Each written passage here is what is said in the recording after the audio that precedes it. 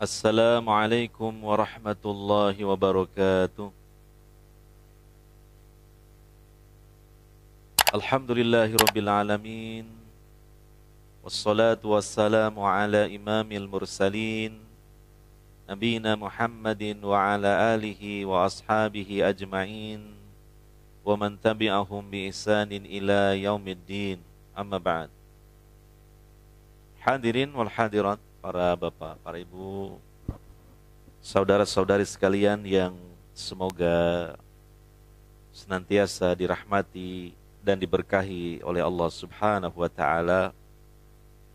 Alhamdulillah, kita bersyukur pada Allah Subhanahu wa taala dan di dalam hati kita merasa gembira karena pada kesempatan kali ini kita dimudahkan oleh Allah Subhanahu wa taala untuk hadir di masjid ini sekaligus di majlis ilmu ini. Tentunya di masjid dan di majlis ini kita melaksanakan hal-hal yang diridhai oleh Allah Subhanahu wa taala, berupa ibadah kepada Allah Subhanahu wa taala. Di antaranya adalah melaksanakan salat fardu secara berjamaah dan juga menuntut ilmu syar'i, mempelajari kitabullah dan sunnah Rasulullah sallallahu alaihi wasallam, di mana para sahabat saja menjelaskan dan menyatakan bahwa menuntut ilmu syar'i, hadir di majlis ilmu syar'i itu merupakan jihad fi sabilillah. Sehingga tentu ini pahalanya sangat besar sekali. Oleh karenanya, mari senantiasa kita berusaha untuk mencintai ilmu agama Islam ini dan juga sekaligus bersemangat menghadiri majlis-majlisnya. Karena itu merupakan jihad fi sabilillah. Ya. Hadirin wal hadirat yang dimuliakan oleh Allah Subhanahu wa taala, kita kaji kembali kitab Minhaj Al-Firqah An-Najiyah At-Taifah Al-Mansurah. Pembahasan yang terakhir dan itu belum selesai, yaitu mafasid asyirki wa adraruhu, kerusakan dari kesyirikan dan keburukan-keburukannya. Telah kita bahas beberapa dari kerusakan-kerusakan dan keburukan-keburukan dari kesyirikan. Yang pertama, syirik itu merupakan bentuk penghinaan terhadap nilai kemanusiaan. Ya. Jadi merendahkan derajat manusia, padahal sesungguhnya derajat manusia itu ditempatkan oleh Allah Subhanahu wa taala pada derajat yang tinggi. Ya. Kemudian yang kedua, asyirku wikrul khurafat wal abatil. Syirik itu merupakan sarangnya khurafat dan kebatilan-kebatilan. Ya, karena kalau orang sudah meyakini ada sesembahan yang lain selain Allah, maka dia akan mengikuti hal-hal yang khurafat. Ya. Yang memang itu adalah kelaziman dari kesyirikan. Orang percaya meyakini bahwa benda pusaka memiliki kekuatan yang luar biasa misalnya. Maka hal-hal lain yang berkaitan dengan kehebatan benda pusaka itu diyakini, padahal itu cuma khurafat. Kalau seseorang meyakini bahwa ada roh dari roh-roh orang soleh, itu memiliki kekuasaan dan kekuatan sebagaimana Allah Subhanahu wa taala dalam hal mendatangkan manfaat atau menolak mudarat, maka cerita-cerita yang dibikin-bikin yang berkaitan dengan orang yang diagungkan ini, padahal itu cerita-cerita yang aneh-aneh, yang khurafat, diyakini juga. Ya, dan sebagainya banyak sekali. Sehingga orang yang jatuh dalam kesyirikan, dia terbelenggu. Ya. dengan keyakinan-keyakinan yang khurafat, keyakinan-keyakinan yang batil. Kalau seseorang mentauhidkan Allah Subhanahu wa taala, maka dia adalah orang yang paling merdeka. Dan dia hanya menghambakan diri kepada Tuhannya seluruh hamba, yaitu Allah Subhanahu wa taala, tidak menghambakan diri kepada sesama hamba Allah. Yang keempat, asyirku masdarul makhawif wal auham. Nah, ini yang keempat. Syirik itu merupakan sumber ketakutan-ketakutan dan kecemasan-kecemasan. Nah, ini juga merupakan konsekuensi dari kerusakan kesyirikan. Yang kedua, bahwa syirik itu sarang khurafat dan kebatilan-kebatilan. Akhirnya dia diliputi oleh kecemasan. Ya. Seperti orang yang jatuh dalam syirik kecil saja, misalnya tatoyur, dia menganggap bernasib sial dengan melihat sesuatu, ya, dengan meyakini sesuatu yang muncul di hadapannya. Maka dia akan diliputi oleh ketakutan-ketakutan. Ya, di suatu malam misalnya, tiba-tiba dia mendengar ada burung gagak. Ya, dan bahkan burung gagak itu hinggap di atap rumahnya. Maka dia meyakini ini adalah kabar kematian, gitu. Bahwa ada dari orang yang dekat dengan dia di tempat yang lain yang meninggal dunia. Akhirnya dia cemas, mungkin semalaman gak bisa tidur, gitu. Ya, dan sebagainya. Nah, ini kondisi orang yang jatuh ke dalam kesyirikan. Dia diliputi oleh banyak ketakutan dan kecemasan, padahal ketakutan dan kecemasannya itu tidak beralasan. Tidak dengan sebab yang bisa diterima oleh akal yang sehat. Ya, karena dia meyakini khurafat-khurafat itu, sehingga menimbulkan ketakutan-ketakutan dan kecemasan-kecemasan. Ya, mirip dalam istilah orang sekarang itu jadi paranoid gitu. Jadi ketakutan yang nggak jelas sebabnya. Gitu. Hanya berdasarkan keyakinan-keyakinan yang itu adalah keyakinan yang tidak berdasarkan kepada dalil. Tidak berdasarkan kepada pengalaman, tidak berdasarkan kepada logika yang sehat. Ya. Sebagaimana yang dijelaskan di sini. Ya. Fa innal ladzi yaqbalu aqluhu al-khurafat, maka orang yang akalnya sudah menerima khurafat-khurafat, wa yusaddiqul abatila, dan dia membenarkan kebatilan-kebatilan, yusbihu khaifan min jihatin syatta, jadilah dia orang yang selalu diliputi oleh rasa takut dari berbagai sisi. Li'annahu i'tamada ala iddati aliha, karena dia bersandar kepada beragam sesembahan. Ya. Kulluha ajizah anjal bil naf'i, padahal seluruh sesembahan-sesembahan itu selain Allah itu lemah di dalam mendatangkan manfaat, wa daf'id durri an nafsiha, dan lemah di dalam menolak mudarat yang menimpa dirinya. Ya.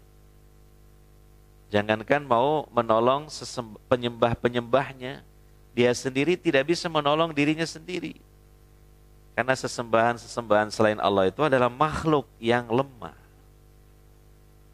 Ya. Walihada yantashiru fi jawi syirki at-tasa'um war-ru'b min ghairi sababin dhahir. Oleh karena itu tersebarlah di atmosfer kesyirikan, yaitu rasa putus asa dan ketakutan tanpa ada sebab yang jelas. Kama qala ta'ala, sebagaimana Allah berfirman di surah Ali Imran ayat 151, sanulqi fi qulubil ladzina kafarur ru'b bima asyraku billahi ma lam yunazzil bihi sultana wa ma'wahumun naru wa bi'sa maswad dhalimin. Kami akan masukkan, kata Allah, ke dalam hati orang-orang yang kafir berupa ketakutan. Maksud kafir di sini adalah orang-orang yang musyrik. Disebabkan mereka menyekutukan Allah.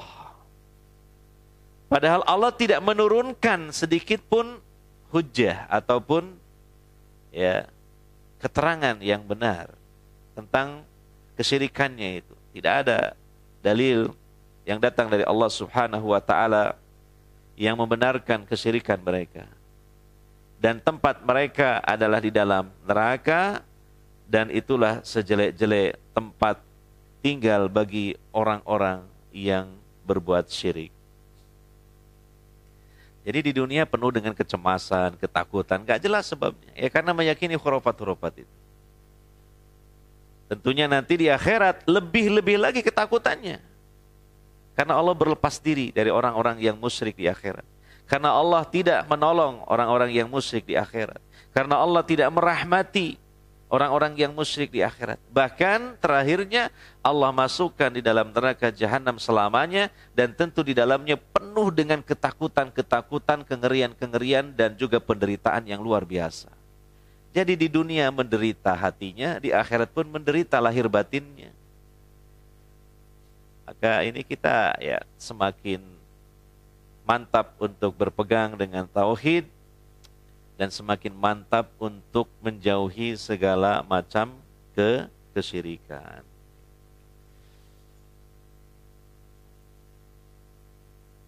Yang kelima, asyirku yu'attilul amalan nafi.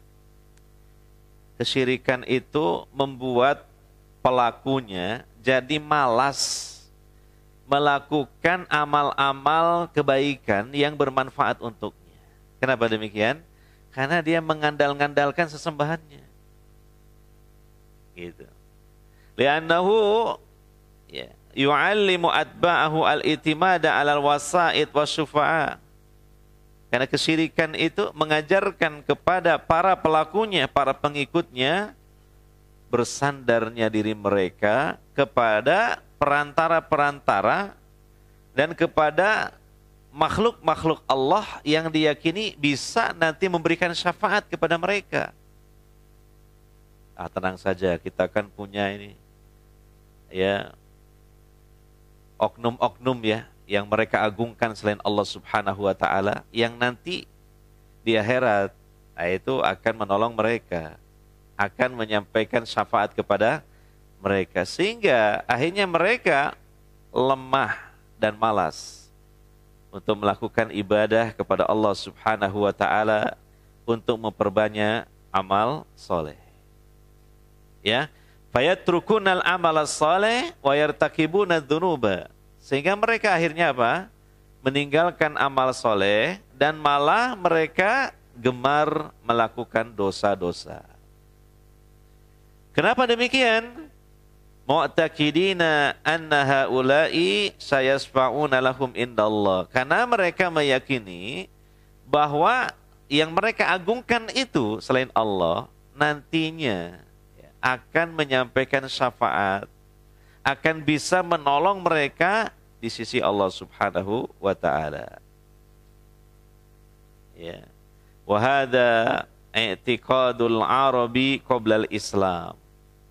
Padahal sebenarnya keyakinan ini dulu dianut oleh orang-orang Arab sebelum datangnya Islam. Alladzina qala Allahu fihim, yang mana Allah Subhanahu wa taala berfirman tentang mereka di surah Yunus ayat 18. Wa ya'buduna min dunillahi ma la yadurruhum wa la yanfa'uhum wa yaquluna haula'i syufa'auna 'indallah. Qul atunabbi'una Allaha bima la ya'lamu fis samawati wala fil ard subhanahu wa ta'ala amma yusyrikun. Dan mereka menyembah segala sesuatu selain Allah, atau menyembah ya makhluk-makhluk selain Allah, yang mana mereka itu tidak bisa mendatangkan mudarat kepada mereka, tidak juga bisa mendatangkan manfaat kepada mereka. Dan mereka mengatakan bahwa sesembahan-sesembahan yang kami agungkan ini nanti akan menyampaikan syafaat, akan menolong kami di sisi Allah. Maka katakanlah Muhammad, apakah kalian memberitahukan kepada Allah terhadap perkara yang Allah tidak mengetahui baik di langit maupun di bumi?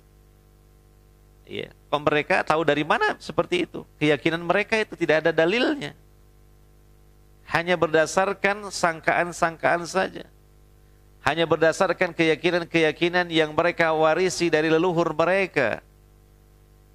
Ya. Tentang perkara-perkara yang terjadi di akhirat. Padahal akhirat itu gaib. Dan mereka belum masuk ke akhirat. Nenek moyangnya juga belum masuk ke akhirat. Tahu dari mana? Sesembahan-sesembahan yang mereka sembah selain Allah itu nanti akan bisa memberikan pertolongan dari siksaan Allah. Akhirnya mereka mengandal-ngandalkan dan meremehkan perbuatan dosa. Kenapa? Tenang sajalah, nanti kan kita dapat syafaat. Gitu ya. Nanti kan kita ditolong nih. Oleh yang mereka agung-agungkan itu. Gitu. Ya. Subhanahu wa ta'ala, maha suci Allah dan maha tinggi Dia, amma yusrikun, dari apa yang mereka sekutukan itu. Sebagai contoh lagi, ya, haula'in nasara, mereka orang-orang Nasrani, orang-orang Kristen, ya, alladzina ya'malunal munkarat, yang mereka gemar melakukan dosa-dosa dan perbuatan-perbuatan munkar, mu'taqidina annal masiha qad kaffara anhum al khotoya hina suliba bizamihim. Mereka punya keyakinan, mereka punya akidah bahwa Isa al-Masih, yang mereka sebut Yesus Kristus, itu sungguh telah menebus dosa-dosa mereka. Dengan Yesus ini telah disalib menurut sangkaan mereka. Jadi disalibnya Yesus ini sebagai penebus dari dosa-dosa mereka. Kan begitu keyakinannya orang-orang Kristen. Orang Kristen kalau sudah dibaptis, ya, maka mereka meyakini dosa-dosa kita ini nanti akan diampuni oleh Tuhan, gitu, karena sudah ditebus oleh Yesus Kristus. Sehingga tidak heran kalau mereka itu ya meremehkan perbuatan dosa. Meremehkan melakukan tindakan-tindakan kedoliman. Karena apa? Mereka meyakini dosa-dosa mereka sudah ditanggung, ya, atau ditebus oleh Yesus Kristus. Nah, itu begitu. Ya. Demikian juga ada sebagian kaum muslimin yang masih mempercayai makhluk-makhluk selain Allah yang memiliki kekuasaan dan kekuatan yang luar biasa. Mungkin dari sebagian roh-roh para nabi atau mungkin sebagian dari roh-roh para wali. Sehingga akhirnya mereka meninggalkan kewajiban-kewajiban.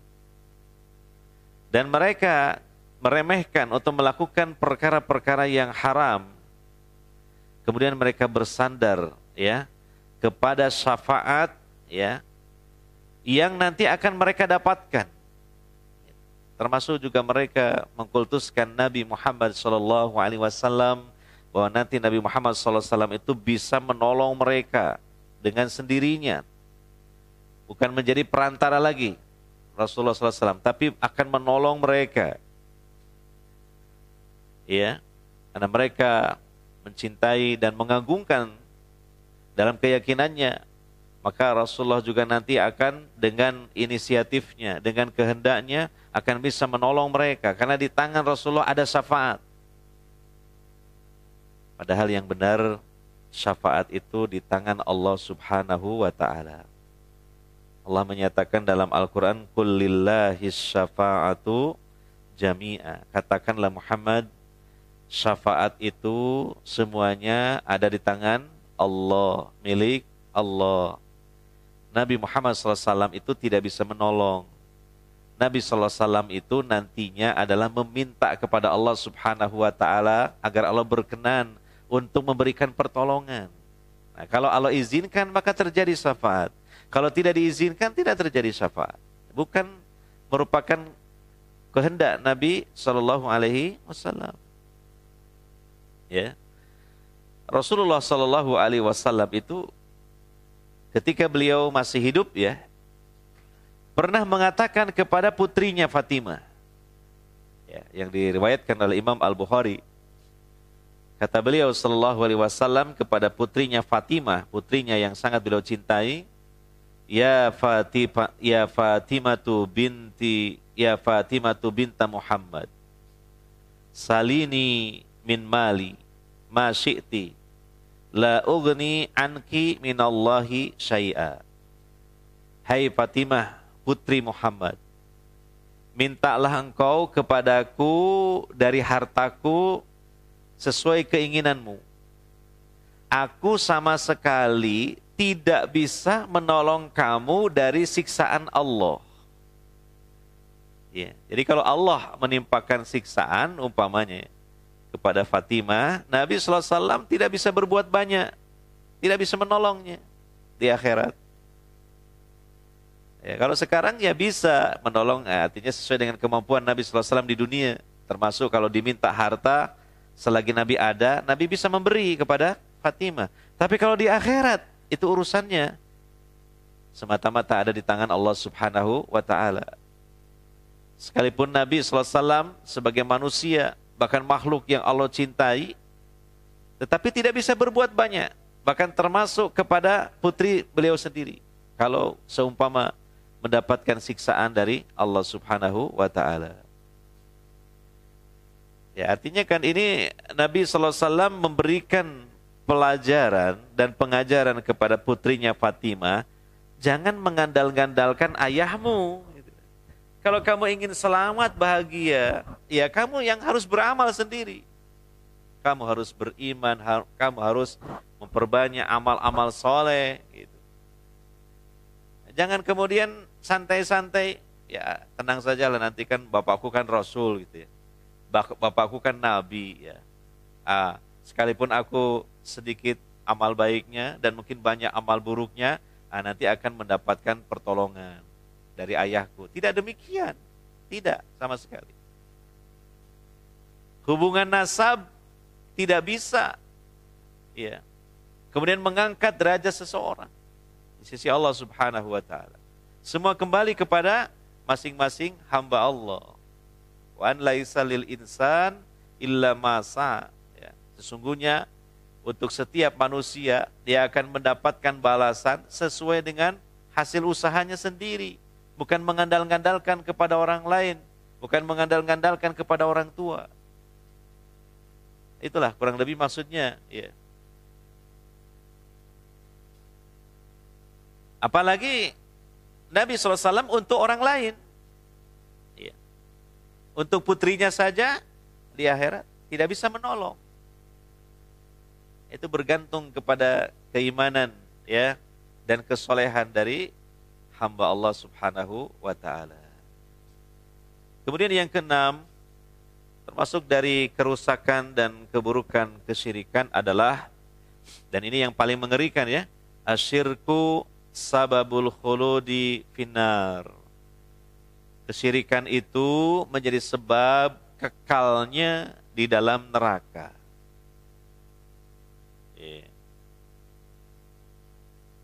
Wasyirku sababun lidhiya'i fid dunya wal adabil mu'abbadi fil akhirah. Syirik itu menjadi sebab ganjaran yang dimiliki oleh hamba ya, tabungan pahala dari ibadah dan amal soleh seorang hamba menjadi habis, menjadi hilang sirna, ludes. Dan di akhirat dengan sebab kesyirikan ini Allah memasukkan pelakunya ke dalam neraka selama-lamanya. Iya. Bagaimana kita tidak takut sebagai hamba Allah yang beriman akibat dari dosa syirik ini, terutama di akhirat. Takutnya kita jatuh ke dalam kesyirikan seiring dengan takutnya kita masuk neraka selama-lamanya. Karena Allah menetapkan peraturan dan undang-undangnya, hambanya yang berbuat syirik, dia tidak bertaubat pada Allah, meninggal dunia menghadap Allah dengan membawa dosa syirik besar, maka sungguh malapetaka besar akan menimpa pelakunya. Allah hukum dengan dimasukkan ke dalam neraka Jahanam selama-lamanya. Di antara dalil yang menandaskan hal tersebut adalah di surah Al-Maidah ayat 72. Innahu may yusyrik billahi faqad harramallahu alaihil jannah wa ma'wahun naru wa ma lidzalimina min ansor. Sesungguhnya barang siapa yang menyekutukan Allah, maka sungguh Allah haramkan atasnya sorga. Bisa dipahami ya? Allah mengharamkan sorga. Berarti nggak dapat sorga sama sekali. Diharamkan oleh Allah. Iya. Kemudian diperjelas lagi. Wa ma'wahun nar. Tempat tinggalnya adalah neraka. Nah. Kemudian lagi ditegaskan lagi di ujung ayat wa ma lidzalimina min ansor. Kalau sudah di neraka, tidak ada seorang pun yang bisa menolong bagi orang-orang yang berbuat syirik di dalam neraka. Tidak ada yang akan menolong, tidak ada. Namanya tidak ada, ya sudah tidak ada. Allah tidak menolong, apalagi yang lain-lainnya, malaikat dan sebagainya, tidak bisa menolong. Yang ada hanya keputusasaan. Yang ada hanya penyesalan, tidak ada artinya. Iya. Nah, makanya di sini pentingnya kita itu terus berjuang menjaga kemurnian tauhid. Dan bekal utamanya adalah ilmu tauhid yang benar. Sehingga memungkinkan bagi kita untuk bisa menghindari kesyirikan-kesyirikan ini. Dan berpegang teguh dengan kemurnian tauhid.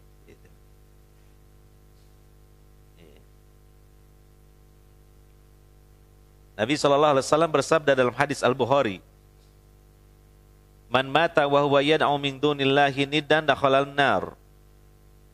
Siapa yang mati sementara dia itu beribadah kepada selain Allah, dia beribadah kepada tandingan selain Allah, maka dia masuk ke dalam neraka. Ini sekali lagi mudarat dari kesyirikan yang paling dahsyat, yang paling mengerikan. Maka setelah kita paham ya tentang ilmu tauhid dan paham tentang kesyirikan dengan berbagai macam bentuknya, seandainya kita pernah jatuh ke dalam kesyirikan ini, ya, segera bertaubat pada Allah Subhanahu wa Ta'ala. Ya, dengan taubatan nasuha, taubatan yang sebenar-benarnya. Ya, bahkan bisa jadi lebih hati-hati ya kita mengucapkan kalimat tauhid la ilaha illallah, atau mengucapkan dua kalimat syahadah, dan kita bertaubat kepada Allah Subhanahu wa Ta'ala dengan memenuhi syarat-syaratnya taubat, ya, dan kita selanjutnya apa? Lebih bersungguh-sungguh dalam mempelajari ilmu tauhid untuk kemudian dijadikan sebagai pedoman dalam hidup, sehingga tidak terulang kembali melakukan kesyirikan. Dan insya Allah harapan besarnya akan diraih sorga. Karena kunci pembuka pintu sorga adalah tauhid. Kalimat la ilaha illallah yang dipenuhi rukun-rukunnya, dipenuhi syarat-syaratnya, dijalankan konsekuensinya, dan dijauhi pembatal-pembatalnya. Bahkan disempurnakan lagi. Ketika menjelang wafatnya, dia juga mengucapkan dengan lisan dan diikuti dengan hati kalimat tauhid la ilaha illallah. Itulah kata Nabi SAW, man kana akhiru kalamihi la ilaha illallah dakhalal jannah. Siapa yang akhir ucapannya adalah la ilaha illallah, niscaya dia masuk ke dalam surga. Kemudian yang ketujuh, yang terakhir, bahaya atau keburukan dari syirik adalah asyirku yufarriqul ummata. Syirik itu mencerai-beraikan umat. Gitu. Mencerai-beraikan umat. Jadi mustahil ya, syirik itu bisa mempersatukan umat, itu mustahil. Sesembahannya aja banyak. Nah, bagaimana bisa mempersatukan? Dan masing-masing penyembah itu akan mengagungkan yang disembahnya dan meremehkan sesembahan yang lain. Ya, itu tidak mungkin akan bersatu. Maka kalau umat itu jatuh ke dalam kesyirikan, ya pasti akan terhantarkan kepada perpecahan di dalamnya. Ya, ada mungkin sebagian dari komunitas gitu, dia mengagungkan, mengkultuskan wali ini, wali A. Komunitas yang lain mengagungkan wali B. Komunitas yang lain mengagungkan wali C dan seterusnya. Bagaimana bisa bersatu seperti itu? Ya. Dan ini ditandaskan oleh Allah Ta'ala dalam Al-Quran, surah Ar-Rum ayat 31 dan ya sampai 33. Wala takunu minal musyrikina minal ladzina farraqu dinahum wa kanu syi'a kullu hizbin bima ladaihim farihun. Dan janganlah kalian menjadi orang-orang musyrik, dari orang-orang yang memecah belah agama mereka. Dan mereka menjadi bergolong-golongan. Setiap golongan itu mereka bangga dengan apa yang ada pada mereka. Bangga kepada keyakinannya, bangga kepada sesembahannya. Itu masing-masing begitu. Tentu merendahkan sesembahan komunitas yang lain. Maka tentu terjadilah perpecahan. Nah, sebagaimana pada masyarakat Arab di masa jahiliyah terjadi perpecahan luar biasa. Ya. Ada sebagian dari orang-orang Arab itu mereka menyembah dan mengagungkan Uzza. Ada lagi sebagian yang lain menyembah dan mengagungkan Latta. Ada lagi sebagian yang lain menyembah dan mengagungkan Manah. Ada lagi sebagian yang lain menyembah dan mengagungkan Hubal. Dan yang lain-lainnya masih banyak sekali. Memiliki juga keyakinan sendiri-sendiri, memiliki tata cara ibadah sendiri-sendiri. Maka keadaan orang-orang musyrik di masa jahiliyah, mereka berpecah belah. Maka dengan datangnya Islam yang dibawa oleh Nabi SAW dan inti ajarannya adalah tauhid, akhirnya mereka bersatu. Iya kan? Mereka bersatu. Para sahabat Nabi SAW mereka bersatu di atas kalimat yang hak, di atas tauhid. Sehingga mereka dengan izin Allah memiliki kekuatan yang luar biasa. Makanya mereka meraih kejayaan. Hingga puncak-puncaknya pada masa khilafah Umar ibn Khattab, dengan izin Allah tentunya, mereka mampu menaklukkan dua negara adidaya ketika itu sekaligus, yaitu Romawi dan Persia. Dan itu yang membuat mereka tercengang. Dan juga tercengang generasi seterusnya sampai hari ini dari kalangan orang-orang kafir.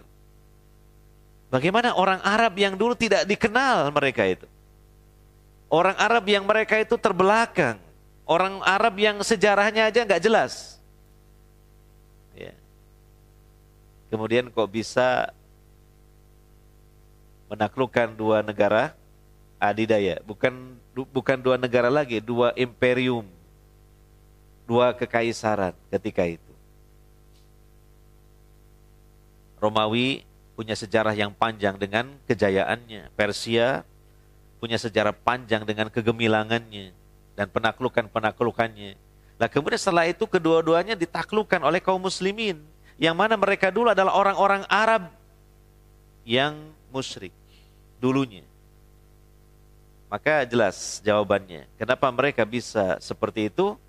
Karena mereka berada di atas ajaran tauhid yang dibawa oleh Nabi Muhammad SAW, diajarkan kepada mereka, dan mereka pun juga digembleng dengan nilai-nilai tauhid itu. Sehingga mereka menjadi manusia-manusia yang utama seperti itu.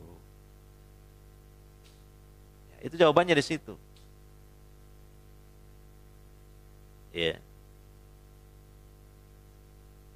Jadi tauhid ini mempersatukan sebenarnya. Dan persatuan yang diperintahkan serta dikehendaki oleh Allah Subhanahu wa taala adalah persatuan di atas tauhid.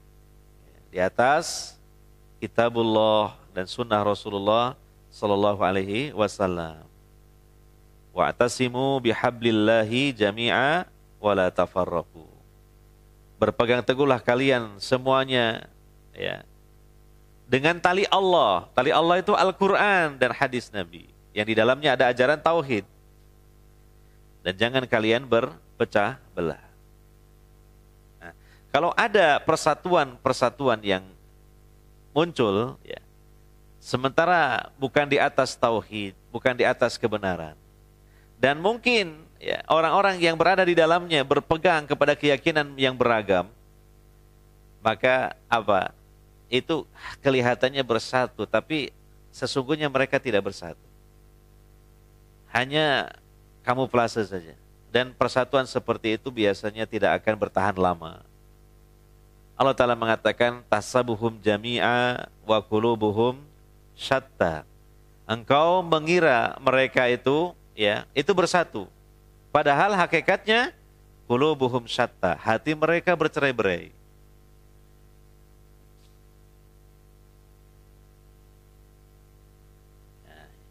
Makanya kalau kaum muslimin ingin meraih kejayaan, sebagaimana para pendahulu mereka telah meraih kejayaan, maka kaum muslimin sekarang ini harus memiliki sebab, yang sebab itu telah menjadikan berjaya umat terdahulu. Umat terdahulu, yakni para sahabat, mereka berjaya dengan sebab apa? Berpegang teguhnya mereka dengan nilai tauhid. Berpegang teguhnya mereka dengan sunnah-sunnah Nabi Sallallahu Alaihi Wasallam.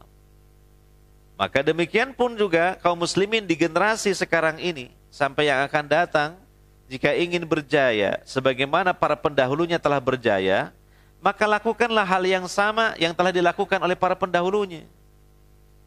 Berpegang dengan tauhid, berpegang dengan kitabullah dan sunnah Rasulullah Sallallahu Alaihi Wasallam.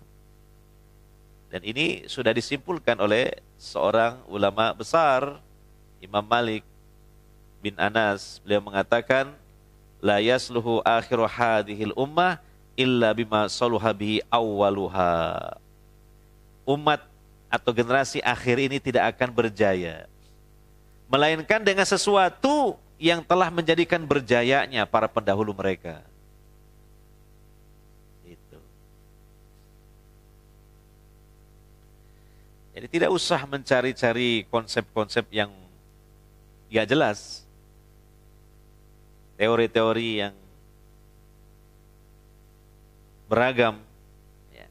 Semua sudah ada dalam Al-Quran, Sunnah Nabi SAW, dan perjalanan kehidupan dan perjuangan Nabi SAW beserta para sahabat beliau. Nah, itu sudah jelas konsepnya dan sudah terbukti dalam sejarah, dalam kehidupan nyata. Maka selagi kaum muslimin dewasa ini tidak kembali kepada sesuatu yang dipegang oleh generasi terdahulu, ya bagaimana mungkin akan diraih kejayaan? Nanti di kitab ini juga ada ya pembahasan tentang masalah itu. Ya, judulnya Syurutu Tahqiqin Nasr. Syarat-syarat terrealisasinya pertolongan Allah. Jadi ada sebab-sebabnya di situ. Kalau ingin mendapatkan pertolongan dari Allah Subhanahu wa taala, ya artinya kaum muslimin dengan kata lain harus menjadi at-taifah al-mansurah. Bukankah disebut al-mansurah karena ditolong oleh Allah Subhanahu wa taala kan? At-taifah itu golongan, al-mansurah yang ditolong oleh Allah Subhanahu wa taala. Nah, makanya kalau kaum muslimin ingin mendapatkan pertolongan dari Allah Subhanahu wa taala, kenalilah at-taifah al-mansurah itu siapa, seperti apa. Prinsip-prinsip yang mereka pegang seperti apa. Ya diantaranya dikemukakan dalam kitab kecil ini diantaranya. Gitu. Dan tentu yang pertama-tama syarat yang harus dipenuhi, kalau ingin mendapatkan pertolongan Allah Subhanahu wa taala, Allah harus ridho kepada kita. Dan sebab terbesar diraihnya keridhaan Allah, karena kita berpegang kepada tauhid. Karena kita meninggalkan, menjauhi sejauh-jauhnya kesyirikan. Itu yang membuat Allah ridho. Mana mungkin Allah menurunkan pertolongan sementara kita tidak diridhoi oleh Allah Subhanahu wa ta'ala. Bahkan bisa jadi yang ada bukanlah menurunkan pertolongan tapi malah bencana. Sebagai siksaan dari Allah Subhanahu wa ta'ala, atau setidaknya sebagai teguran dari Allah Subhanahu wa ta'ala. Begitu.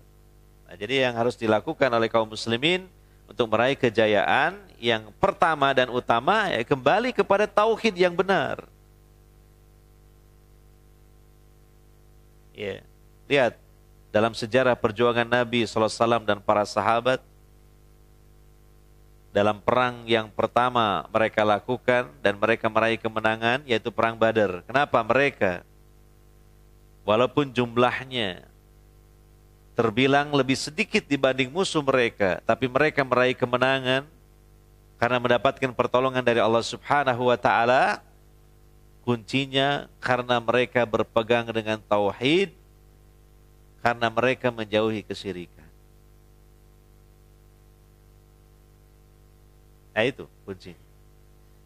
Hadirin wal hadirat, saudara-saudari sekalian yang semoga senantiasa dirahmati oleh Allah Subhanahu wa ta'ala. Lah itulah diantaranya ya, kerusakan-kerusakan dan keburukan-keburukan dari syirik itu ya. Maka kita harus betul-betul menjauhi kesyirikan-kesyirikan ini. Dan juga kita berdoa kepada Allah Subhanahu wa ta'ala agar Allah Subhanahu wa ta'ala melindungi kita dan menjauhkan dari kita kesyirikan-kesyirikan. Mungkin ini sementara yang dapat kita bahas pada kesempatan kali ini.